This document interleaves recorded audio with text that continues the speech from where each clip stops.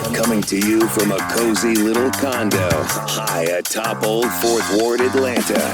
Welcome to The Ron Show on America One Radio. Here's your host, Ron Roberts. So as the work week here in Atlanta, Georgia begins with still snow on the ground, although the roads seem to be pretty safe, across the country we have something dystopian. It's just impossible not to think we're watching some big budget Hollywood movie about a raging inferno, right? What was that? The 2012 movie. Remember the 20? Oh, it was terrible. It was a terrible movie. The other one, San Andreas with The Rock and all the earthquakes. We're watching in real time on the news something that you would think that it would take a ton of Hollywood effects artists months to make so it would land on a big screen. But it's reality, and it's the new reality we face. What else can be said after Hurricane Helene ravaged, checks notes, Asheville, North Carolina, well inland? And you look at states like Florida and California, one solidly Republican-led, one solidly Democrat-led, and insurance companies are telling you, you may not believe in climate change, we do, and pulling out, leaving customers exposed or having to find vastly more expensive insurance options to insure their homes. What else needs to be said to say, guys, got to do something about this? Something has to be done. We are at literally a tipping point when it comes to action on climate change. And for the next 4 years, all we're going to get is... And we will drill, baby, drill. And we're going to be drilling in a lot of other locations, and the energy costs are going to come way down. Mm-hmm. They'll be brought down to a very low level. Yeah, but you won't be able to afford your homeowner's insurance, so it'll beyond balance out. All throughout the last, 3 to 7 days or so, the back and forth bickering about whose fault it is. Gavin Newsom's done. No 2028 for him. The Los Angeles mayor, Karen Bass, she's toast. Why? I'm trying to understand how it's any one person's fault. It's not any one person's fault. It's the fault of all of us who did not take climate change seriously enough. That we have not sounded the alarms loud enough. That there's been so much obstinance and refusal to accept the reality. Scientists have been telling even oil executives in the 1970s. Was it Exxon? I think it was Exxon. They got the warnings. They knew about it. Listen to this from the BBC. Now, researchers have claimed that the oil giant ExxonMobil accurately forecast how burning fossil fuels would cause the planet to warm, going as far back as the 1970s. Now, that's based on a new study by scientists at Harvard University and the Potsdam Institute of Climate Change. They say Exxon's own experts produced models on warming that were even more accurate than NASA's projections. The report's authors say Exxon made public statements that contradicted its own scientific data, including the claim that climate action wasn't an urgent problem. Exxon knew in the 1970s. They were having discussions about climate change, by the way, back into the 1950s. This is actor Richard Carlson and Dr. Franklin Baxter on the Bell Telephone Hour in 1958. What would happen if we could change the course of the Gulf Stream or the other great ocean currents, or warm up Hudson Bay with atomic furnaces? Extremely dangerous questions, because with our present knowledge we have no idea what would happen. Even now, man may be unwittingly changing the world's climate through the waste products of his civilization. Due to our release through factories and automobiles every year of more than 6 billion tons of carbon dioxide, which helps air absorb heat from the sun, our atmosphere seems to be getting warmer. This is bad? Well, it's been calculated a few degrees rise in the Earth's temperature would melt the polar ice caps.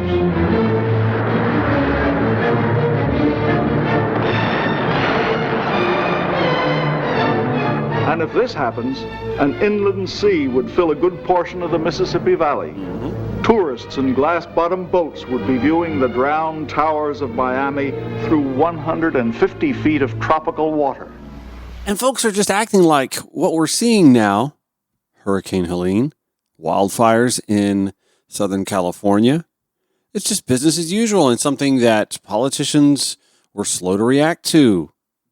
Okay, yes, no, I won't argue that politicians haven't been slow to react to a growing problem, but it's not just that, oh, by the way, Gavin Newsom has been raking the leaves improperly or not well enough, or having state officials do it, honestly, or that Karen Bass was slow to get the LA Fire Department involved. I mean, this is asinine stuff. These are otherworldly events, and there are reasons why California was ripe for the picking here, but it has nothing to do with what a governor could or couldn't do or what a city's mayor could or couldn't do. This has everything to do with, three factors, and the Washington Post had an article that touched on this. Sprawl. You know, the subdivisions that we see in flyover videos in movies, or you just do a Google map or an Apple map of your own area, wherever you live, and look at the subdivisions in sprawling areas of wherever you live. You have small, thin roads that lead to nowhere, inroads that lead to subdivisions and hundreds of homes, but only one way in or out. Now, whereas that kind of sprawl throughout most of the country just deals with the traffic headaches that most of us live with, in California, it's way more unique. From the Washington Post, the planning flaws that exacerbated the wildfires have long plagued Southern California. The two communities decimated by fires, Altadena and Pacific Palisades, were built decades ago at the foothills of mountains that frequently burn. Dotted with single-family homes lining narrow, winding streets, they are difficult to defend and difficult to evacuate. What was a risky move then is now far more dangerous, as drought, increasing heat, and decades of fire suppression fuel larger wildfires, experts say. Not Gavin Newsom, not Karen Bass. Researchers studying the effects of climate change, there's that word again, have found that fire severity increased in California by 30% from the 1980s to the 2010s. The odds that a home sitting on or near the wildlands around and adjacent to Los Angeles County will catch fire are rising along with the intensity of extreme weather. Now, this same article goes on to discuss some other factors that do contribute to these wildfires that folks in Los Angeles County are dealing with right now. One of the other effects happens to be vegetation clearing warnings. Not from him, not from Donald Trump, and to the state of California, but residents themselves. They're being told to clear the vegetation as much as possible in their own yards. That, I mean, obviously, trees, bushes, grass, it's fuel, literally fuel for wildfires. And with the increase due to climate change in potential, even having a tree or a bush in your, or grass in your yard is contributing to the potential that your home can be engulfed in flames. And then it goes on to talk about how California is uniquely, because of all of these factors, is uniquely challenged with needing to do preventative fire burning to keep wildfires from going out of control. Back to the article, but this work is expensive and at the federal level is underfunded. In 2022, the Biden administration announced a plan to reduce the fire risk on 50 million acres of land, an effort it estimated would cost around $50 billion, but it was only partially funded, with $3 billion from the 2021 Infrastructure Investment and Jobs Act. Michael Wara, a climate and energy expert at the Stanford Woods Institute for the Environment, said the Angeles National Forest, where a massive fire broke out Tuesday night, has been using prescribed fire, where officials proactively burn fires in a controlled way to protect risky areas. But forest managers are also contending with, quote, an enormous backlog of projects, he said, and decades of insufficient funding. Forest officials did not respond to a request for comment. This quote, I frankly think California cannot wait for the federal government. That's Michael Wara. If CAL FIRE wanted to do prescribed fires on national forest lands, they could partner with the Forest Service and get it done. Scrolling down the same piece, then there's the water problem. LA's water system was never designed to combat wildfires. No, it's a heavily populated metropolitan area. Wildfires? When multiple fires erupted, it couldn't keep up. As firefighters raced to fight the flames, the storage tanks that hold water for certain parts of the city and the pumping systems that move it around were overwhelmed. And that's not something that a recently elected Karen Bass or even a Gavin Newsom in the time that he's been governor could possibly have addressed and had ready as of last week. There's no urban water system engineered and constructed to combat wildfires, said Michael McNutt, a spokesman for the Las Virgenes Municipal Water District, which serves 75,000 people in northwest Los Angeles County. The system was intended to supply water to homes and businesses, he said, and to help fire crews defend a large structure or several homes, not multiple neighborhoods at once. The tanks were not able to refill fast enough to meet the overwhelming demand from the enormous firefighting response, he said. As homes burned, water continued to flow through their pipes even as they ruptured or melted. Pools of water were spilling out of destroyed properties. The system was, quote, hemorrhaging, he said. This is dystopian stuff, y'all. We're living through something, again, that we used to have, ironically, Hollywood imagine and put into visual effects for us to be able to visualize for the big screen. And now it's a reality that we live in.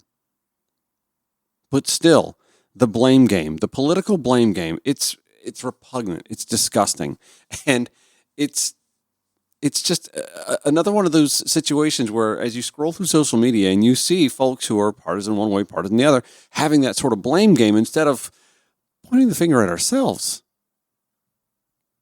We have certain things that we don't wish to be inconvenienced. We don't wish to have our home energy mans inconvenienced. We certainly don't want to deal with higher gas prices because that affects the economy. So do wildfires and so do hurricanes that go far inland. We don't want to feel like we have to alter our lifestyle by even thinking about a hybrid vehicle, let alone an all-electric vehicle. And listen, I can talk. I'm sitting here driving a 2019 Mazda. Love that car. She gets good gas mileage. She's not electric. She's not hybrid. And at some point in time, when it's time to purchase another vehicle, I have to then say to myself, Ron, you got to do something. Even if it costs a little bit more, you got to do something.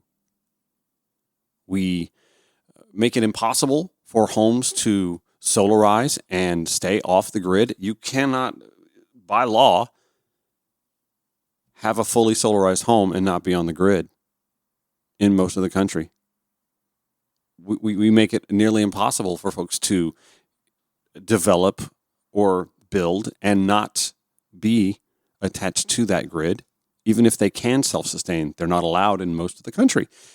There's lots of things that we really need to start addressing. But again, instead of that, we get 4 more years of drill, baby, drill. So what are you going to do, right? I'm going to read an article from KQED in California, by the way, that talks about California's unique climate situation and why this is not just something that is coming up because of inaction from the governor's office or inaction from the Los Angeles mayor's office, and how this is a supernatural event, only it's very much real. When the Ron Show returns on America One Radio, Progressive Voices via TuneIn. I want to say it was 4th grade when I remembered. You write a report, cite your sources. That's what I do. Show notes, as always, when you hear me read something or you get audio from something on the show at ronshowatl.com. From KQED, Ezra David Romero introduced me to a new term this morning. Hydroclimate whiplash. Rolls right off the tongue, right?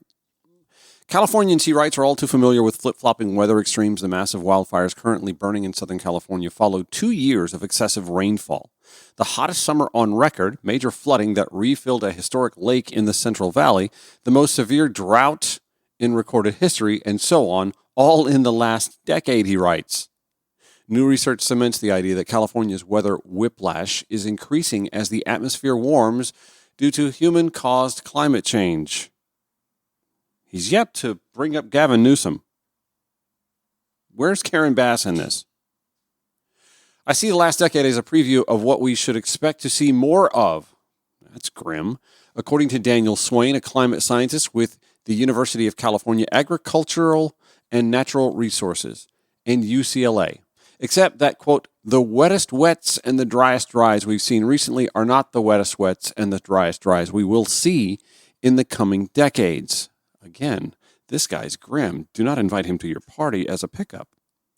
A group of climate scientists led by Swain published a study on Thursday in the journal Nature Review that found what they call, quote, hydroclimate whiplash. Fast swings between alarmingly wet and seriously dry weather is expanding globally. You enjoying this yet? The phenomenon has grown up to 66% since the mid-20th century. Hey, we played audio from the mid-20th century. Remember that kitschy little clip?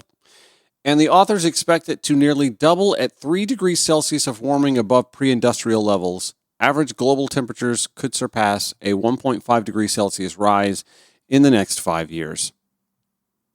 I'm still hoping we won't get there at all, but we are right now still on a path essentially double the amount of warming we've ever seen. That same fun guy Swain said. The team found that a warmer atmosphere has a greater capacity to hold water vapor and store that moisture for longer before it bursts out of clouds as rain and snow. This can create longer dry periods and more intense precipitation. As a result, global warming deepens droughts, increases storms or a season's flood potential, and exacerbates wildfire risk.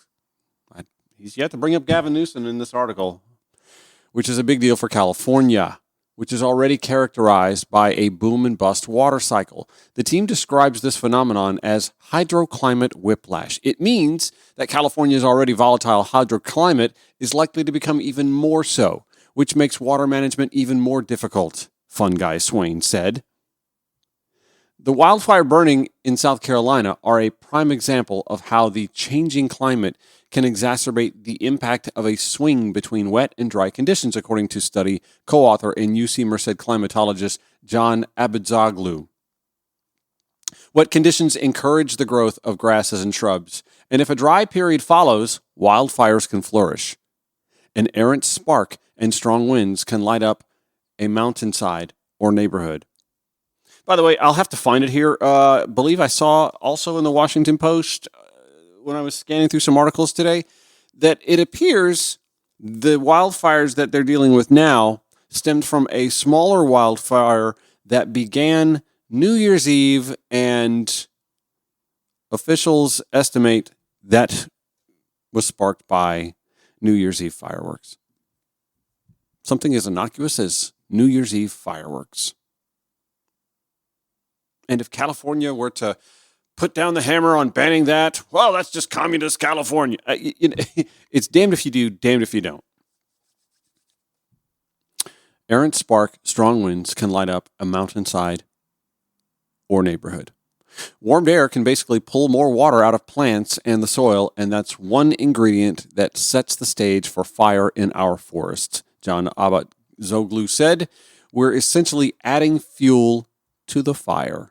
Much of Southern California experienced its driest start to the water year following a period of record warmth and 2 back-to-back wet years. Grasses and chaparral have grown to nearly double their regular rate. The pre-existing conditions and strong winds caused by the fires to explode out of control. He said the study's indicators would have characterized Southern California as unusually wet earlier this year.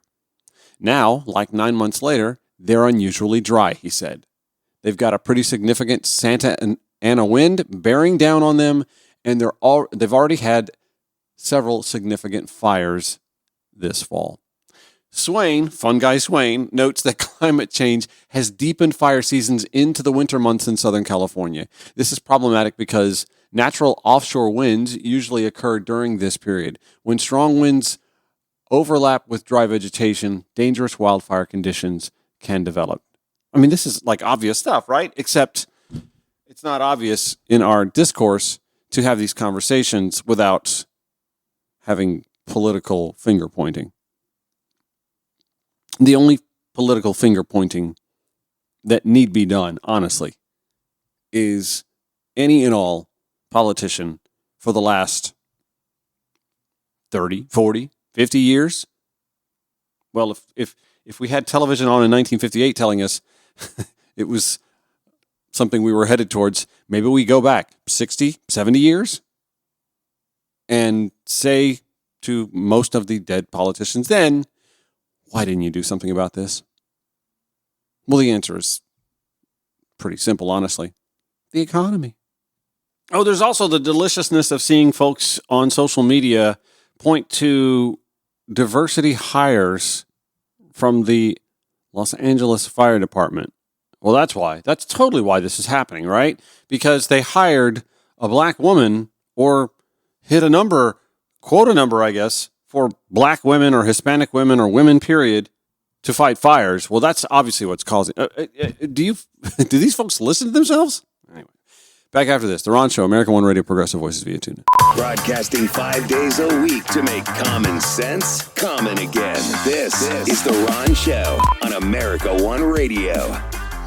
My friend John lives in Charlotte, North Carolina, and he, like me, is Southern born and raised, and he, like me, really doesn't hold back when it comes time to be sharp, to point the quill and the arrow at our neighbors when they're not thinking things through. It's not easy being a Southern liberal. It's not easy being a vocal Southern liberal. But I commend John when he posts something on Facebook. And he's not one of those, he likes to make something public, like a post. Somebody goes on a public, on a Facebook post, hey, make this public so I can share. No, why don't you just copy and paste it or screen grab it and share it yourself without attribution? Some people don't want to do that, right? I chose not to do that for John because he's a bright guy. And I can't stand when people ask me, make this shareable. No, just take it. I mean, my God. Or quote me if you want, but don't tag me in it. Don't, like I have my personal Facebook post and I don't need everything I post to go viral. I have a podcast for that. I have my own social media at Ron Show ATL, by the way. Facebook, Twitter, Instagram, Threads, Blue Sky. Did I name them all? Anyway, to get to the point here, John posted something that I thought was pretty prescient and something that we just need some introspection on, and we're not going to get it, but we need it. Doomsday Christians, when there's a natural disaster in Florida, please join me in praying for Florida. Doomsday Christians, when there's a natural disaster in Hawaii, let's come together and pray for Hawaii. Doomsday Christians, when there's a natural disaster in California. This is God's wrath. Yeah, a sign of the end times. Sorry, that is what your state gets for being filled with godless and wicked people. My God, do you tell me you don't see this? Tell me you don't hear this. As I mentioned earlier, those on the right, they want to, well, Gavin Newsom, Karen Bass, DEI hiring at the Los Angeles Fire Department. Are you f***ing kidding me?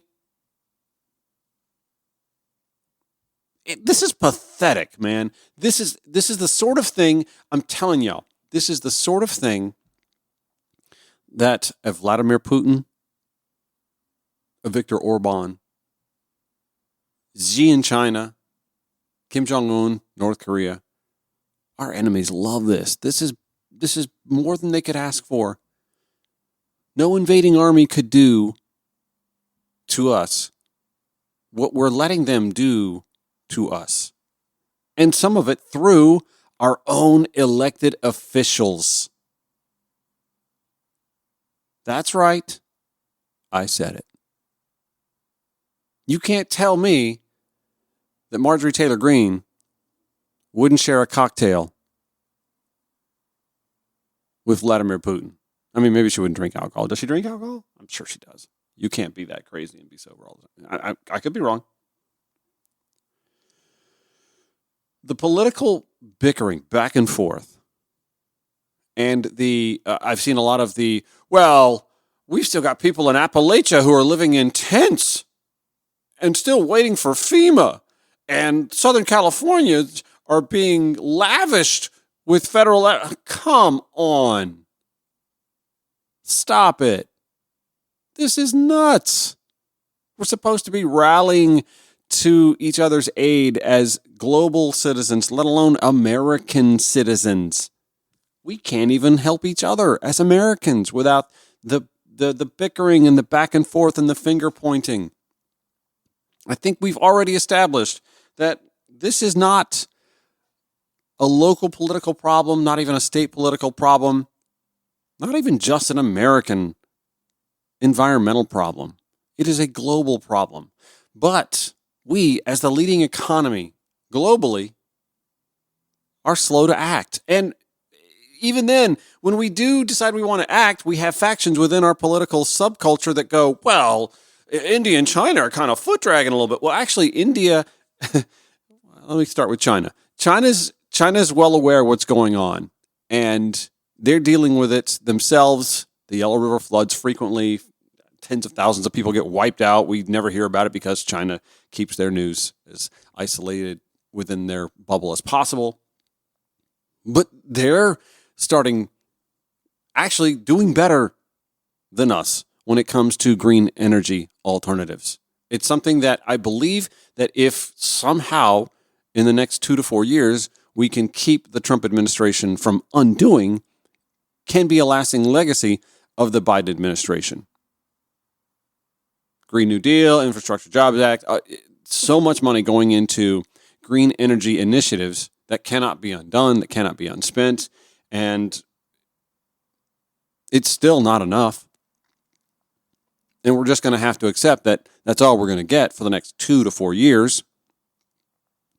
I don't know, maybe this is one of these deals where Trump doesn't end around and completely abandons his base. He doesn't have to run for re-election anymore and say, you know, I've known for a long time climate change is a problem and we've got to address it and we're going to do this. And he's going to, funnel a ton of money to his acolytes who are suddenly going to have that same realization and capitalize. Whatever. Whoever capitalizes on it at this point, I don't give a shit. It's got to be dealt with. Back to the Washington Post here. LA's wildfires have leaders fighting on two fronts, nature and politics. This is awful, right? Megan Vasquez, Mariana Alfaro, and Ben Brash collaborated on this piece. As California continues to battle catastrophic wildfires consuming entire neighborhoods and taking lives, state and local officials are also fending off President-elect Donald Trump and his allies' efforts to blame them for the destruction. Which is rich because President-elect Donald Trump and his allies in the GOP are the party that have been telling us, up until very recently, climate change is a hoax. And that we can't do enough about it because it'll derail the precious economy. Never mind the fact that we are going to be saying goodbye in the next week to a President Joseph Robinette Biden, who for 4 years had job growth every month of his presidency. Sure, there were months where the numbers came out and they looked really good and they were revised downward, but they were still positive months. President Joe Biden presided over a presidency where not 1 month presented job losses. And a lot of that on the front end comes from an economy recovering from the pandemic. But bear in mind, his detractors, and even economists who were apolitical were predicting a recession, mild recession, deepening recession, a recession period that never came. Green energy initiatives, the Infrastructure and Jobs Act, the CHIPS bill, the CHIPS law, all of these things contributed to 4 completely solid years of job growth without 1 month in the red. Going green's good for the economy. But you'll never hear those words come from the pursed lips of Donald John Trump. Back to the Washington Post piece. At least 24 people are dead and as many are missing as roaring flames ravage Southern California in what Governor Gavin Newsom, Democrat, said he expects will be the worst natural disaster in U.S. history in terms of the scale and scope of damage. That's sobering. There will also probably be, quote, a lot more deaths added to the fatality toll, Newsom said, in an interview that aired Sunday. The number of missing is expected to quickly increase by the dozens as search crews continue their work. Instead of offering words of sympathy or pledges of rebuilding, Trump, his billionaire ally Elon Musk, and top Republicans have spent much of the past... Does Jeff Bezos know this article was published in the Washington Post? Have spent much of the past several days blaming Democratic leadership in the state for the crisis, exacerbating the already high tensions between the Republicans set to soon be in charge of the federal response and the mostly Democratic officials on the ground. The fires are still raging in L.A. The incompetent Pauls have no idea how to put them out, Trump wrote on Truth Social on Sunday morning. They just can't put out the fires. What's wrong with them? He writes. Many of Trump and Musk's attacks are rooted in misinformation. Does Jeff Bezos know this article was published in the Washington Post? But their responses to the ongoing destruction could pose a political risk to incumbent California Democrats who are already seeking investigations and accountability efforts over the fires. FEMA Administrator Deanne Criswell said her agency has sufficient funding to support its response to the Los Angeles wildfires, thanks to roughly $27 billion in additional funding for Congress recently authorized. Remember now, we've had folks, oh, what about the folks in North Carolina? Yeah, when Hurricane Helene hit, we had a funding issue that needed to be resolved, and instead Congress took off for the holiday break. So a lot of North Carolinians did have to wait for some FEMA funding, although FEMA did all they could with what they had where they were in that moment. And thanks to the fact that Congress came back eventually and funded FEMA fully, FEMA is better prepared to handle the California wildfires. We have the funding to support this response, to support this recovery, but also to continue to support the recovery from Hurricane Helene and Milton and the other 179 declarations that we had last year alone in the United States, Criswell said Sunday on ABC's This Week.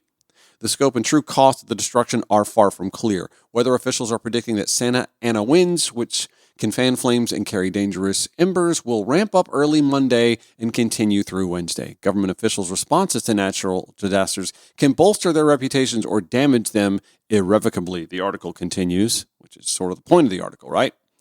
In times of emergency, voters reward action from politicians, both at the local or state level and at the federal level, said John Gasper, an economics professor at Carnegie Mellon University. What we actually saw in some of our research is that when a state governor would request aid and that aid was denied by the federal government, the voters would still reward the governor. The incumbent governor would also get a bump at the next election, and the federal president would be punished. So that tells us that the voters have at least some ability to figure out kind of who's acting on their behalf, he added. Then President George W. Bush saw his approval ratings hit a new low after Hurricane Katrina devastated New Orleans and the Gulf Coast in 2005. Clear majorities of Americans disapproved of the way officials at all levels of government were handling the storm recovery, according to a Washington Post ABC News poll conducted the month after the hurricane. Michael W. Browning, remember him? Doing a damn good job. FEMA administrator at the time, and Eddie Compass, who was serving as New Orleans police superintendent, both resigned in the aftermath of the storm. Conversely, Chris Christie, Republican governor of New Jersey, saw his approval rating hit a new all-time high in the wake of Hurricane Sandy. Other officials tied to the response at the time, including President Barack Obama, New York Governor Andrew Cuomo, and New York Mayor Mike Bloomberg, saw their favorability ratings rise after Sandy, too. Two rather good apt comparisons that we will zone in on. Got to take a quick break. Let me grab another cup of coffee and we'll return. The Ron Show on America One Radio, Progressive Voices via TuneIn or wherever you podcast. All right, thank you for letting me take that quick break. I was on my personal Facebook page, and what was this, January 8th, so like 5 days ago. And all I wrote, just me watching breathlessly NBC News. I'm a Lester Holt guy. I think I've said that many times before. The scene in California is apocalyptic. Meanwhile, Don wants to drill, baby, drill. We played the audio of him literally saying that days ago. Drill, baby, drill in Mock, California, proving how incapable he is to connect the f***ing dots. By the way, I've decided, since Zuck said that we're just going to Katie bar the door on political conversation again, I'm just going to start saying more on my personal Facebook page again, because I noticed for a while you'd post something on Facebook that was even remotely political, and It got no traction. Well, apparently now, Zuck says, no, we're going to encourage that. I posted that. And this guy, Greg, who I don't know if I've ever met him. He lives in Augusta, and I think he used to work in radio too, but I don't know if I ever met him. He's just one of those people like, if we met, I don't recognize you now. Like, I want to go back to my high school reunion. Remind me who you are again? Because we've aged. We all look differently than we did 25, 30 years ago. Anyway, Greg says, you're one sick individual, Ronnie. And then, of course, he hones in on environmentalists who stop the forest management and politicians like Newsom, who those of us living in rural areas tried to recall and blah, blah, blah, blah. Oh, I guess he lives in California? Does he live in California? Well, someone else lives in California who chimed in on this thread of mine that I decided to let her chime in. Tevette, who I did go to high school with in rural Georgia. From someone who lives here in Southern California, managing the forests would not have prevented this. Santa Ana winds at 100 miles per hour wind gusts are not due to climate change, but not getting any real measurable rain in Southern California since last spring is a climate change problem. That causes all vegetation to be dry. Tevette, by the way, is not a climatologist or anything like that. What does Tevette do? I don't even know. Urban fires are becoming more and more reality in California, but a fire sweeping through Malibu on the coast was thought to be about as likely as hurricane rain and winds coming through central Georgia. Zing. All part of climate change that we must address moving forward. For now, some compassion towards people who have not only lost their homes, but their entire community would be nice from an incoming president. I don't recall him blaming DeSantis for hurricanes blowing through Florida. She's not wrong. Let me go back to the WAPO piece talking about the political finger pointing back and forth, yada, yada, yada, and how California, a Democrat-led state, is trying to Trump-proof itself as much as possible in the next legislative session. Last week, President Joe Biden said that the federal government will cover 100% of disaster assistance costs to California, which, of course, sent right-wingers into apoplexia, even though he said the same thing about North Carolina, post-Helene, for the next 180 days, promising we're going to be around a long while to help the federal government, he was saying. Los Angeles County, with a population of more than 10 million, more than that of at least 41 states, also has considerable clout when it comes to politics, economics, and campaign fundraising. Not electorally, though, because remember, California's electoral votes are, I believe, 18 times the number that Wyoming, the smallest state in the country, gets, but California is 66 times as populous. So California voters get kind of in the presidential cycle. And, of course, when it comes to representation in the House of Representatives. Now back to the article. But it's unclear just how much Trump may honor or stymie the continuation of federal aid when he takes office. And that's just dealing with the aid, the response in Los Angeles County. He's obviously going to stymie, not honor, our climate pledges, Paris Climate Accords, and how much he'll try to undo the green energy initiatives under President Joe Biden. Because he has a base of voters, sorry not sorry, who are ignorant about this shit. They love terms like drill baby drill. Thank you, Sarah Palin, for the gift that just keeps on giving. They love simple bumper sticker slogans and simple concepts for problems that require complex solutions. Is there some optimism here, though? Let me go back to the article. Local leaders say they have been in touch with Trump's team and are working to identify a time for the president-elect to visit. For his part, Newsom issued an executive order on Sunday cutting red tape and regulations. Republicans got to love that, right? Including environmental review requirements to, quote, allow victims of the recent fires to restore their homes and businesses faster, which doesn't solve the climate change problem that caused this to begin with, but okay. Newsom on Sunday also said he was, quote, deploying 1,000 additional California National Guard members, bringing the total to 2,500 guardsmen. He also thanked Texas Governor Greg Abbott, an ardent Trump ally, for sending more than 135 firefighters and 45 emergency vehicles to help fight the fire. Hey. Red, blue, Republican, Democrat, in moments like this, we come together, Newsom posted on X. By the way, we're also seeing firefighters from Mexico. Did you know that? Yeah, we have Mexican firefighters coming across the border legally, I would presume. Canadian firefighters, they're there as well. I don't know if we have any from Greenland. Some of Trump's closest allies, however, have been actively stoking divisions. Musk, in a barrage of X posts disseminated to his 200-plus million followers in recent days, also seized on false claims and racist ideas to cast blame on Democrats and diversity policies for the wildfires, according to a Washington Post analysis. Musk downplayed the role of climate change, placing blame on individual female firefighters of color and lesbian firefighters, posting their names and faces, but providing no evidence that they were responsible for the continued spread of the fires. Talk about someone who's actually sparking fires. Social media fires. Musk is setting them. And naming and showing faces of female firefighters of color and lesbian firefighters. What a sick son of a bitch. Musk also responded to an hour-long propaganda video by right-wing conspiracy theorist Alex Jones that claimed the fires, which experts say were caused by the combination of dry conditions and incredibly strong winds and were exacerbated by climate change, were, quote, part of a larger globalist plot to cause the collapse of the United States. True, Musk replied. Musk repeatedly amplified claims that the Los Angeles Fire Department's investment in diversity, equity, and inclusion programs cost lives by wasting money that could have been spent on disaster response.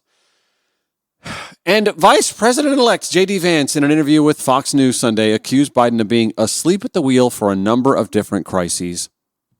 The attacks are the latest in a pattern of Trump and his allies blaming California Democrats and spreading false information about the government's response. Does Jeff Bezos know this article was posted in his Washington Post? Government's response to national disasters. On the campaign trail last year, Trump threatened to withhold federal aid from California unless the state changed how it manages water. He spread misinformation about the government's response to Hurricane Helene. During his first presidential term, Trump blamed Newsom for wildfires in California then, suggesting the state should have, quote, raked its forests better. Democrats have repeatedly pushed back against the claims.